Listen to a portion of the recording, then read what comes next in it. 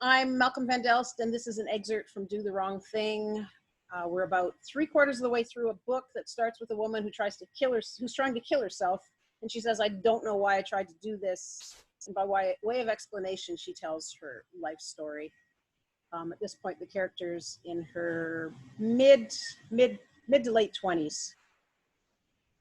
The light inside the Amtrak train is bright, white even, like we're in a light diffused set while the cartoon colors of sunny pastures and blue skies zip by on the other side of the windows.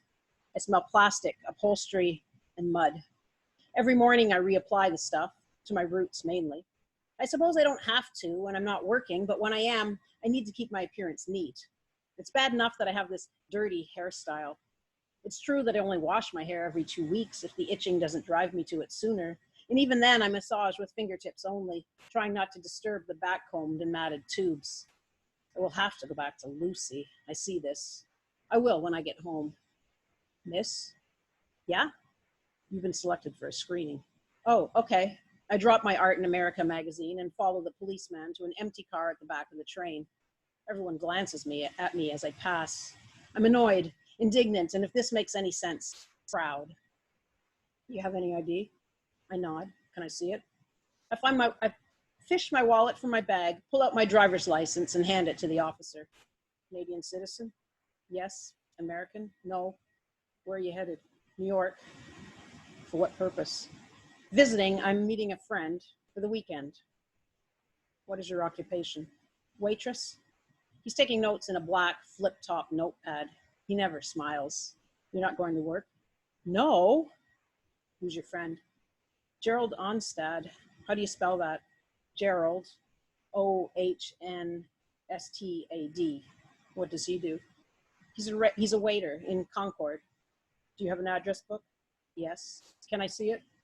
I pull out my well-worn booklet with its corners and sides rounded from use. I don't know why I'm nervous. He's not going to find the names of criminals in there, at least not major ones. He leafs through the book, then hands it back. You know it's against the law to work without a permit? Yes. He gives me the once-over and meets my eyes again. Okay, you can go, he says. Enjoy your trip.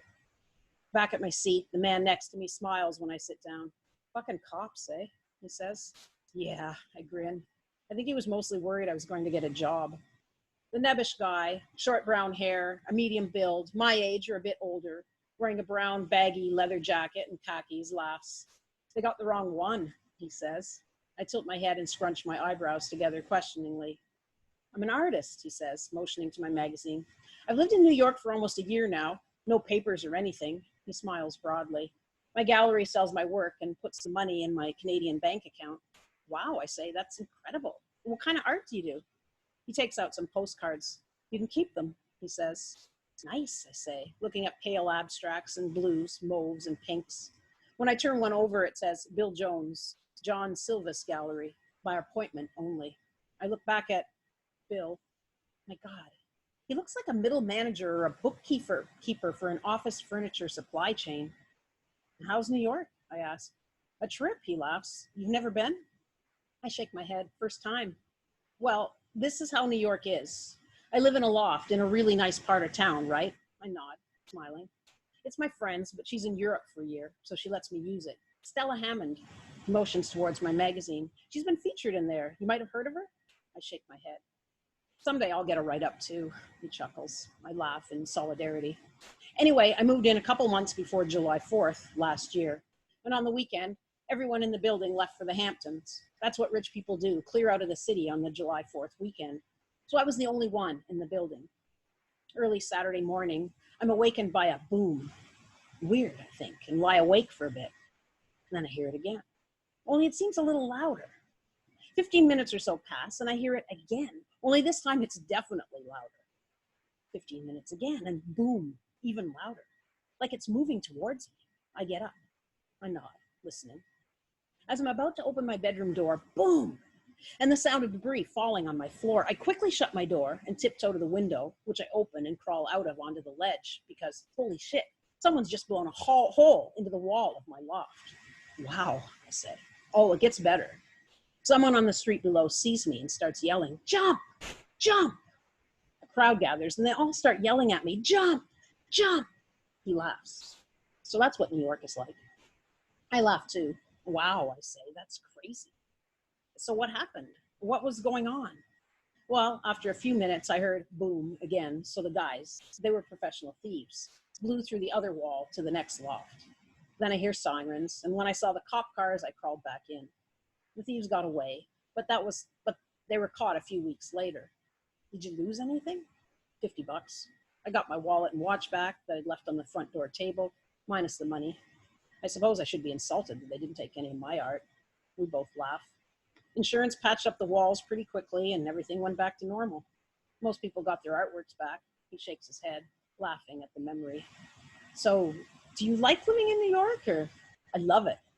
Not sure what's going to happen when Stella gets back. Guess I'll find a place in Brooklyn because I can't afford where I am now. We chat a little longer, then he opens his newspaper and me, Art in America. There's an artist in this issue who I'm definitely going to look up. Gerald will approve of these humanish forms with big, misshapen heads, small eyes, and long wishbone-type limbs amongst swirls of tan and white. Her show is on for one more week, by appointment only, like Bill. I'm going to make one for her. At 7 p.m. we arrive. Nice meeting you, bye. Bill and I both know we're different people, even if we both like, or, well, he works in art. Why do people say New York is unfriendly? Bill, the people on the street. I've never met so many helpful people in my life. All I have to do is ask, and they promptly stop and point me in the direction of Winston, the bar I'm meeting Gerald at. I don't even need to buy a map. I nudge the bar door open. It's so busy that a couple of people have to move to make room for the door opening. They smile and say, hi, how are you? When I enter, and I get similar greetings as I push my way through the crowd of half hip, half very ordinary looking people, maybe skewing older than Gerald and I. There's a knowingness to these greetings, though, as if by being here, I'm part of some special club. I spot a familiar dark head at the bar, sides and back shaved close, longer above, jean jacket. Gerald? I say. He doesn't hear me. I push closer. Gerald! I yell. He turns, sees me, then starts laughing. Ava! Holy shit! His eyes grow round and glow in approval. My dreadlocks. He likes my dreadlocks. Wow, I say. 5 years. I notice a tick in his left eye. I don't remember that being there, but otherwise, he's exactly as I left him, fashion sense dialed back a bit. He wears a loose, thin material t-shirt, expensive-looking low-slung jeans, and black leather shoes, not Doc's. It's your hair, he exclaims. He puts his hand out so I can't come closer while he looks over my jacket, pants, and Doc's. You look amazing, he says.